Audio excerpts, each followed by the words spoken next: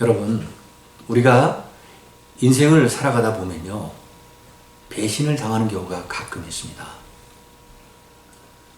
근데 이런 배신을 당하게 되면 가장 큰 문제가 뭐냐면 마음에 깊은 상처가 남는다는 겁니다. 저도 여러 번 그런 경험이 있는데요. 근데 제가 느끼기에 이 배신을 당하는 거는 멀리 있는 사람들보다 오히려 가까운 사람들한테 당하는 경우가 더 확률이 높다는 겁니다. 예를 들면 배우자나 가족이나 친지, 그리고 또 가까운 친구나, 그리고 조직사회에서는 상관들이나 또 밑에 있는 부하 직원들로부터 배신을 당하는 경우가 많이 있는 것 같습니다. 근데 배신에 있어서 기본적으로 중요한 건 뭐냐면요, 관계에 있어서 서로 간에 믿음과 신뢰가 바탕이 될 때 배신의 감정이 일어난다는 거예요. 이런 어떤 믿음과 신뢰가 바탕이 되지 않을 때는요, 배신의 감정이 일어나지 않아요.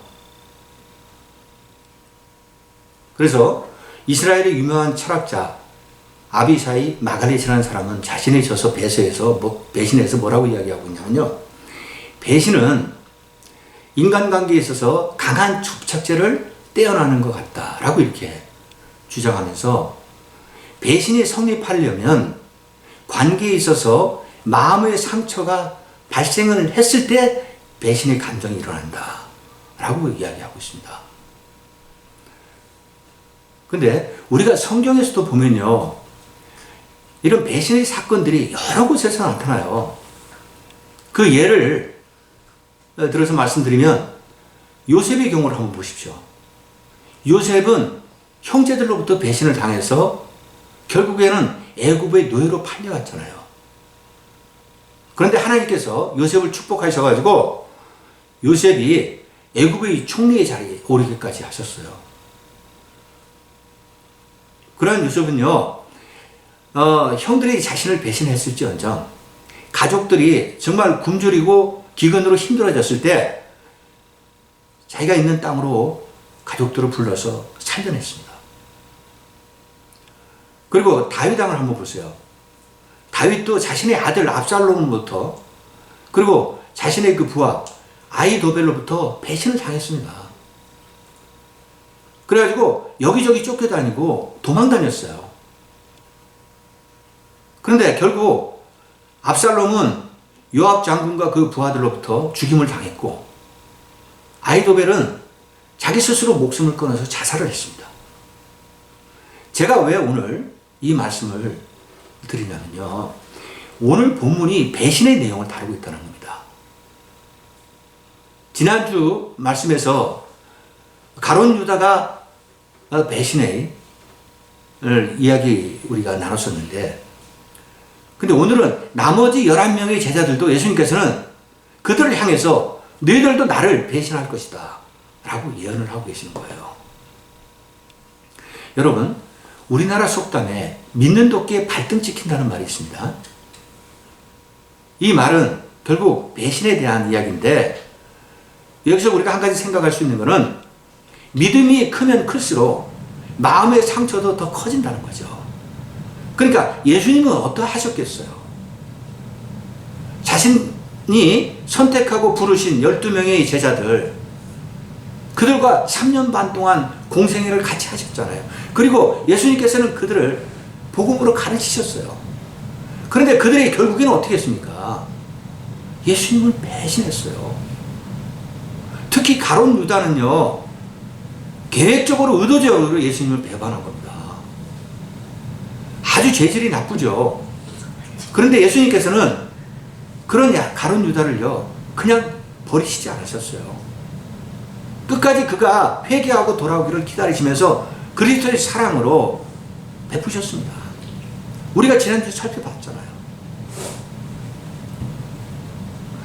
따라서 오늘 본문의 제목을 지금 뭐라고 정했냐면 배신의 아픔을 넘어서 사랑으로 라고 이렇게 정했는데, 그럼 먼저 우리가 살펴보고자 하는 것은 뭐냐면요, 예수님께서 제자들에게 너희가 나를 배신할 것이라고 말씀하시는 그 배경과 이유가 뭔지 그거에 대해서 우리가 좀 살펴보고, 나아가서 예수님께서는 겟세마네 언덕에서 피땀 흘려서 기도하셨습니다.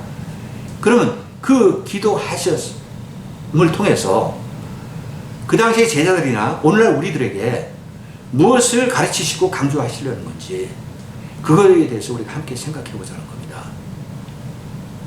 그러면 오늘 본문 27절을 먼저 보시겠습니다. 예수께서 제자들에게 이르시되 너희가 다 나를 버리리라. 이는 기록된 바 내가 목자를 치리니 양들이 흩어지리라 하였습니다. 지금 이 상황은요, 예수님께서 감람산으로 지금 올라가고 계시는 거예요. 제자들과 함께. 근데 올라가시다가 제자들을 향해서 지금 뭐라고 말씀하시냐면 너희는 나를 다 버릴 것이다. 여기서 버린다는 의미는요, 걸려 넘어진다는 의미인데 결국은 너희들이 나를 배신할 것이다 라고 선포하신 거예요. 근데 이 말씀은 예수님이 스가랴 13장 7절의 말씀을 인용해서 이와 같이 말씀을 하신 겁니다. 그러면 스가랴에서 13장 7절의 말씀을 제가 한번 읽어볼게요. 만군의 여호와가 말하노라. 카라 깨어서 내 목자 내 짝된 자를 치라. 목자를 치면 양이 흩어지려니와 작은 자들 위에는 내가 내 손을 들이우리라. 지금 하나님께서요, 스가랴 선지자를 통해서 뭐라고 말씀하시냐면요, 칼을 들어서 지금 내 목자, 당신의 목자를 치시면 그 따르던 양들이 흩어질 것이다 라고 지금 말씀하고 계시는 겁니다. 그럼 이것은 궁극적으로 뭘 의미하는 거냐? 예수 그리스도가 죽임을 당하시면 그의 제자들이 흩어져서 예수를 버리고 도망간다는 거예요. 그걸 궁극적으로 말씀하고 계시는 거예요. 그럼 우리가 이것을 한 가지 생각해 보아야 될 게, 그러면 하나님께서는 왜 예수 그리스도를 치시는 겁니까? 그러면 그 이유가 뭔가요? 그 이유는요, 예수 그리스도가 이 땅에 오신 궁극적인 목적이 뭐냐 이거예요. 예수 그리스도는 우리 같은 죄인들을 위해서, 예수 그리스도가 십자가의 죽임을 당하심으로 인해서 우리의 죄를 대속해 주시고 궁극적으로는 우리를 구원해 주시기 위해서 이 땅에 오시는 거라는 거죠.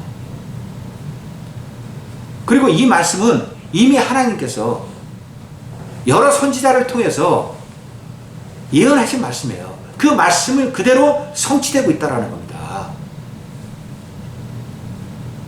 그것 때문에 하나님께서 예수님을 치신다고 지금 말씀하고 계시는 거예요. 그러니까 이거는 모든 것이 하나님의 뜻과 계획 안에서 이루어지는 것이다 라는 것을 우리가 알 수가 있다는 거죠. 근데 중요한 거는 그 다음 28절에서 우리가 알 수가 있어요. 28절에서 뭐라고 기록하고 있냐면요, 그러나 내가 살아난 후에 너희보다 먼저 갈릴리로 가리라. 지금 이 말씀은 무슨 의미냐면 예수 그리스도가 죽임을 당하시고 3일 만에 다시 살아나신다는 겁니다. 부활하신다는 걸 말씀하시는 거예요. 그래서 부활하신 예수 그리스도가 갈릴리로 가서 흩어진 제자들, 그들을 다시 불러 모으신다라고 지금 말씀하고 있다는 겁니다. 그러니까 여기서 궁극적으로 이야기하고자 하는 것은 예수님께서 그리스도의 사랑으로 흩어지고 배신한 제자들을 다시 품고 안으시겠다라는 것을 강조해서 말씀하고 계시다는 거죠. 그런데 중요한 건 뭐냐? 이거는 하나님의 계획과 뜻 안에서 모든 것이 하나님의 주권으로 이루어지는 것이다 라는 것을 지금 말씀하고 계시는 거예요. 예수님 스스로 이렇게 하시는 게 아니에요. 하나님이 하신다는 겁니다. 자, 그럼 이어서요, 29절을 보세요.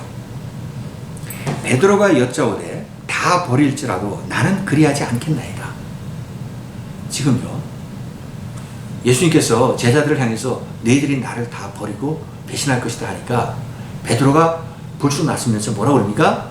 다른 제자들은 다 예수님을 버릴지 몰라도 나는 예수님 버리지 않습니다. 지금 여기서 우리가 베드로의 성격 같은 걸 알 수가 있잖아요. 굉장히 저돌적이고 충동적이고, 근데 지금 이 모습은 너무나 교만한 모습까지도 보여주고 있어요. 다른 제자들은 다 예수님을 부인할지 모르지만 저는 안 합니다. 아주 자신 있고 당당하게 지금 이야기를 합니다. 여러분, 이러한 베드로의 모습에서 여러분 어떤 것을 느끼실 수 있습니까? 저는 이러한 베드로의 모습은요, 자신이 지금 심리적으로 굉장히 약점이 있기 때문에 그걸 감추기 위해서 오히려 당당하게 예수님 앞에 이렇게 나아가고 있다는 것을 생각해 봤어요. 그러니까 지금 베드로의 심정은요, 예수님께서 지금 앞에서 계속 죽음을 이야기하시니까 왠지 모르게 베드로가 지금 나약해져 있고요, 두려워지기까지 하고 있다라는 것을 알 수가 있습니다. 그러니까 베드로가 그런 심리적인 압박감 때문에 오히려 당당하게 지금 예수님 앞에 나아가는 것처럼 지금 보여주고 있는 거예요.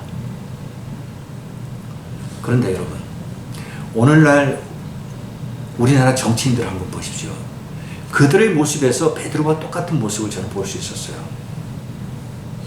그들에게 비리로 어떤 문제가 불거지고요, 또 어떤 부정부패가 그들로부터 이렇게 심각해지고 국민들의 어떤 문제의 대상이 되고 또 수사의 압박을 받게 되면 오히려 그들이 나는 떳떳하다, 나는 당당하다는 식으로 국민들 앞에 서서 큰 소리치고 있는 모습을 볼 때 그들은 지금 심적으로는요, 불안감을 느끼고 두려워하고 있다는 겁니다.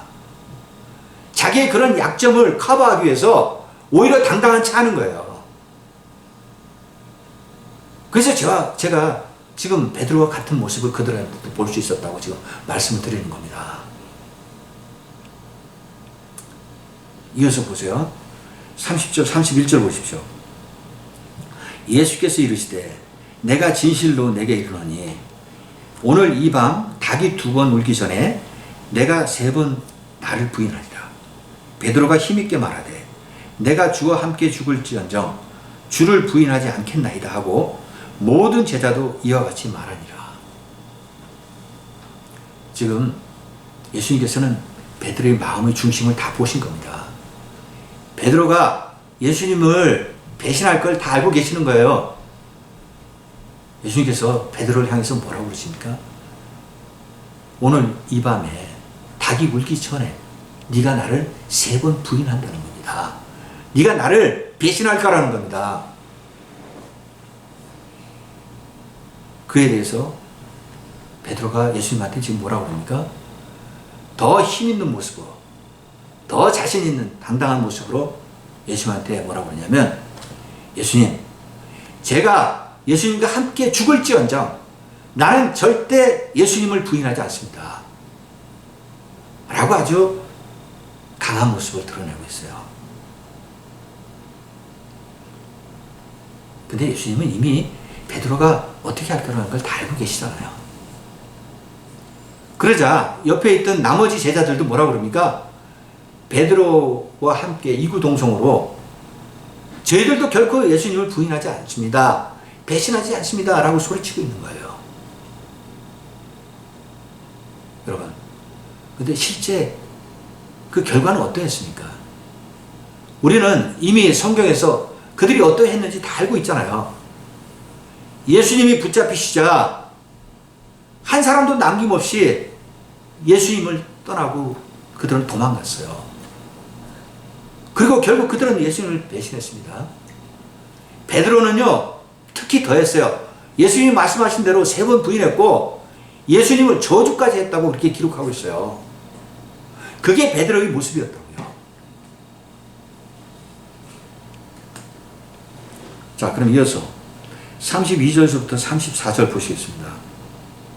그들이 겟세마네라 하는 곳에 이르매 예수께서 제자들에게 이르시되 내가 기도할 동안에 너희는 여기 앉아 있으라 하시고 베드로와 야고보와 요한을 데리고 가실새 심히 놀라시며 슬퍼하사 말씀하시되 내 마음이 심히 고민하여 죽게 되었으니 너희는 여기 머물러 깨어 있으라 하시고. 지금 예수님과 제자들이 감람산을 오르셔가지고 겟세마네라고 불리는 그 언덕에까지 이르신 겁니다. 여기서 겟세마네라는 그 뜻은 아람어로요, 기름을 짜는 틀이라는 의미를 가지고 있는데, 여기서는 어떤 의미를 지금 드러내고자 하는 거냐면, 기름을 짜듯이 아주 전심을 다해서 고통스럽게 기도하는 모습을 상징적으로 지금 나타내고 있다는 겁니다. 그러면서 예수님께서는 어떻게 하셨냐면, 그 제자들 12명 중에서요, 베드로와 야고보와 요한만 따로 불러내신 거예요. 그리고 나머지 9명 제자들에게는 내가 기도하는 동안에 너희는 여기서 앉아있으라고 말씀하신 겁니다.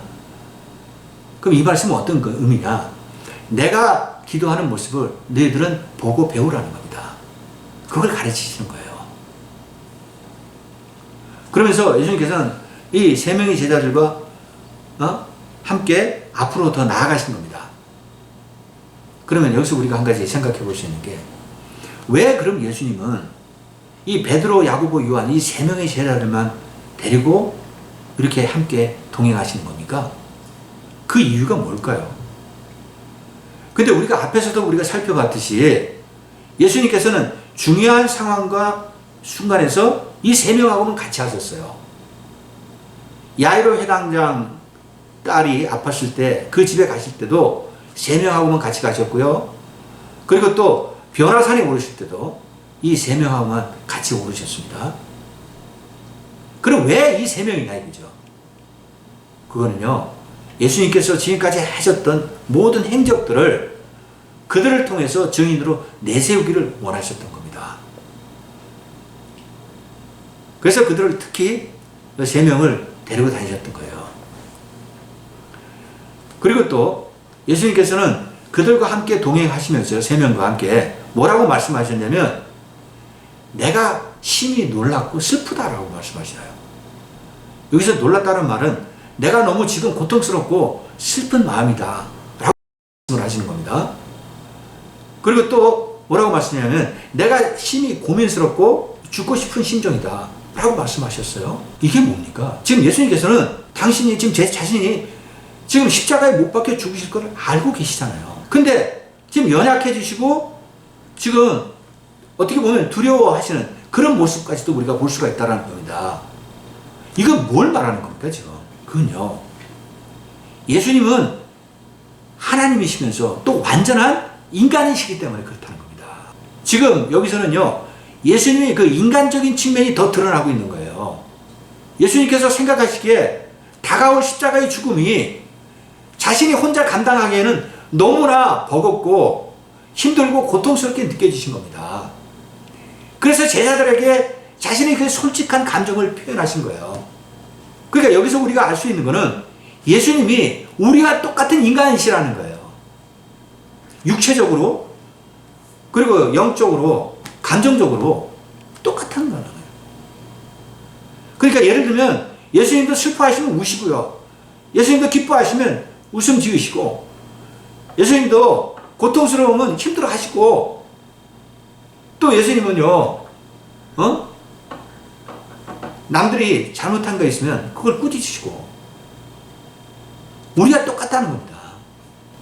따라서 지금 예수님께서 이게 보여주시는 이 모습에서 우리가 한 가지 생각해야 될 거는, 제자들에게 너희는 영적으로 깨어있으면서 여기서 머물러서 기도하라고 지금 말씀하시는 겁니다. 이 말씀의 그 바탕에는 뭐가 있냐면, 예수님은요, 자신이 가지고 있는 이 고통, 이 힘든 이 상황을 너희들과 함께 나누고 싶다는 겁니다. 너희들도 여기서 나와 함께 중보 기도로 나아가달라는 거예요. 내가 기도할 때 나의 고통, 나의 이 힘든 상황, 이 슬픈 마음을 너희들도 같이 알아서 하나님께 기도해달라고 지금 요청하고 계시는 거예요. 자, 그리고 이어서 35절과 36절을 보십시오. 조금 나아가사 땅에 엎드려 될 수 있는 대로 이때가 자기에게서 지나가기를 구하여 이르시되, 아빠 아버지여, 아버지께는 모든 것이 가능하오니 이 잔을 내게서 옮기시옵소서. 그러나 나의 원대로 마시옵고 아버지의 원대로 하옵소서 하시고. 지금 이 상황은요, 예수님께서 기도하시기 위해서 제자들을 뒤로 하시고 조금 더 앞으로 나가신 겁니다. 그 땅에 엎드리셨어요. 그 엎드리신 이유는요, 하나님 앞에 모든 걸 내려놓고 더 낮아지는 자세로 겸손한 모습으로 나아가시는 겁니다. 그리고 이 상황이 너무나 혹독하고 참담하게 느껴지셨기 때문에 지금 완전히 땅에 엎드리신 거예요. 그리고 기도를 시작하시는데 정말 얼마나 처절하고 간절하게 기도를 하셨는지 누가복음 22장 44절에는요 뭐라고 기록하고 있냐면, 제가 한번 읽어보겠습니다. 예수께서 힘쓰고 애써 더욱 간절히 기도하시니 땀이 땅에 떨어지는 핏방울같이 되더라. 지금 땀이요 핏방울처럼 그런 모습으로 기도를 하셨다는 겁니다. 얼마나 간절하고 처절한 기도라면 이렇게 예수님께서 이와 같은 모습을 보이셨을 거예요. 우리는 그걸 알 수가 있다는 거예요. 그리고 예수님께서 기도하는 내용은 지금 세 가지로 요약할 수 있는데요. 첫째, 예수님은 하나님께 뭐라고 기도하셨냐면요, 35절에 보면 될 수 있는 대로 이때가 자기에게서 지나가기를 구하여 기도했다는 겁니다. 지금 예수님께서는 앞으로 다가올 상황이 너무나 힘들고 참혹한 상황이라는 것을 아셨기 때문에 하나님께 뭐라고 기도하셨냐면, 하나님 아버지, 가능하다면 지금 이 상황을 비껴가게 해 주시옵소서. 피할 수만 있다면 피해갈 수 있도록 하나님께서 저를 좀 인도해 주시옵소서 라고 하면서 간절히 기도하고 계시는 거예요. 그 다음에 두 번째는요, 예수님께서 하나님을 아빠, 아버지라고 부르고 있습니다. 이거는 굉장히 가까운 관계에서 부를 수 있는 상황이잖아요. 그러니까 예수님과 하나님이 얼마나 친밀한 관계인지를 우리가 알 수가 있다는 거죠. 그러면서 또 뭐라고 기도하셨냐, 지금 이 자기에게 놓여진 이 잔을 내게서 옮겨갈 수만 있다면 옮겨 주시옵소서 라고 말씀하고 계세요. 그러니까 전능하신 하나님, 여기서 이 잔은 뭐냐면 고통과 죽음을 상징하고 있어요. 십자가의 죽음 말고 다른 방법이 있다면 저가 다른 방법으로 갈 수 있게끔 하나님께서 저에게 그 길을 좀 인도해 주시옵소서 라고 지금 하나님께 기도하고 있는 겁니다. 자, 그리고 마지막 세 번째는 어떻게 기도하셨냐, 내 원대로 하지 마옵시고 아버지의 원대로 하옵소서. 이건 무슨 뜻입니까? 내 뜻은 중요하지 않다는 겁니다. 내가 이렇게 기도했는데 이 기도의 내용이 하나님의 뜻이 아니라면 저는 하나님의 뜻에 그냥 맡기고 순종하며 나아가겠습니다. 하나님의 뜻대로 하시옵소서 라고 지금 기도하고 계시는 거예요. 지금 이 모습이 지금 세 가지의 예수님께서 하나님께 기도하는 내용이라는 거죠. 자, 그럼 이어서 37절, 38절 보십시오. 돌아오사 제자들이 자는 것을 보시고 베드로에게 말씀하시되, 시몬아, 자느냐? 내가 한 시간도 깨어 있을 수 없더냐? 시험에 들지 않게 깨어 있어 기도하라. 마음에는 원이로되 육신이 약하도다 하시고. 지금 예수님께서 첫 번째 기도를 드리시고 제자들을 둘러보러 오신 겁니다. 근데 제자들이 어떻게 하고 있습니까? 지금 다 자고 있었어요. 그래서 예수님께서 베드로에게, 시몬아, 너 지금도 자느냐? 네가 한 시간도 깨어 있어서 기도할 수 없더냐? 라고 책망하시는 거예요. 그 예수님께서는 지금 베드로가 기도하기를 원하셨다는 겁니다. 물론 다른 제자들도 마찬가지지만 특히 베드로에게 지금 그렇게 말씀하시는 거는 베드로가 예수님을 배신할 걸 지금 알고 계시잖아요. 그러면서 이어서 뭐라고 말씀하시냐면, 시험에 들지 않게 깨어있어 기도하라고 내가 하지 않았느냐. 그 말씀이 뭡니까? 시험에 들지 않게 하기 위해서는 어떻게 해야 된다는 거예요? 영적으로 깨어있어 기도해야 되는데, 시험에 든다는 건 사탄 마귀의 공격으로부터 네가 이겨내기 위해서는 영적으로 깨어있어 기도해야만 된다고 지금 강조해서 말씀하시는 거라고요. 근데 그들은 지금 예수님의 마음을 깨닫지 못하고 있다는 겁니다. 그러면서 예수님께서 마지막에 또 뭐라고 그러시냐면 너희가 마음은 원하지만 육신이 연약하기 때문에 라고 말씀하세요. 방금까지는 책망하시고 질책하셨는데 이제는 어떻게 합니까? 예수님께서 다시 제자들을 사랑으로 안으시는 모습을 우리가 볼 수가 있어요.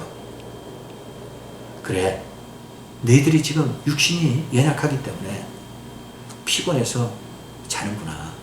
영적으로 깨어있기를 원했지만 너희들이 그렇지 못하는구나 하면서 그들을 사랑으로 지금 품는 모습을 우리가 알 수 있다는 겁니다. 그리고 이어서 39절, 40절 보십시오.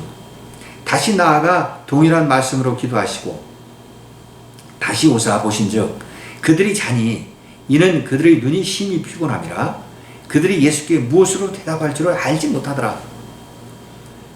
지금 이 상황은요, 예수님께서 두 번째 기도를 드리시고, 그러니까 이 두 번째 기도도 첫 번째 기도 드렸던 내용과 똑같이 드리셨다는 겁니다. 그리고 제자들을 보러 오셨는데 제자들이 아직도 자고 있는 거예요. 그러면서 예수님께서 뭐라고 하시냐면 그들을 향해서 너희가 정말 육신이 피곤해서 이렇게 잠을 자는구나 라고 말씀을 하고 계시는데, 우리가 여기서 한 가지 생각해 봐야 될 거는 예수님도 피곤하시다고요. 예수님도 육신적으로 지금 피곤해서 지금 어려운 상황이라는 것을 우리가 생각해 볼 수 있어요. 그렇지만 예수님은 지금 곧 있을 죽음에 대해서 생각하시고 이 상황을, 육신의 피곤함을 이기기 위해서는 영적으로 깨어 있어서 하나님께 기도하며 나아가야 된다고 생각을 하신 겁니다. 그런데 그 제자들이 지금 자는 모습에서 우리는 무엇을 느낄 수 있냐? 그들은 아직으로 영적으로 깨어나지 못했다는 거예요. 아직도 영적으로 미성숙한 그런 어떤 모습을 보여주고 있다는 겁니다. 그러니까 여기서 예수님께서 또 우리 그리스도인들에게 하시는 말씀이 있어요. 너희들도 세상을 살아가다 보면 육신의 피곤함도 느낄 때가 있고 정신적으로 스트레스도 받고 힘들고 지칠 때가 있을 거라는 겁니다.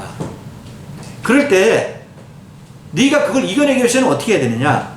영적으로 깨어 있어서 기도로 나아가야 된다는 거예요.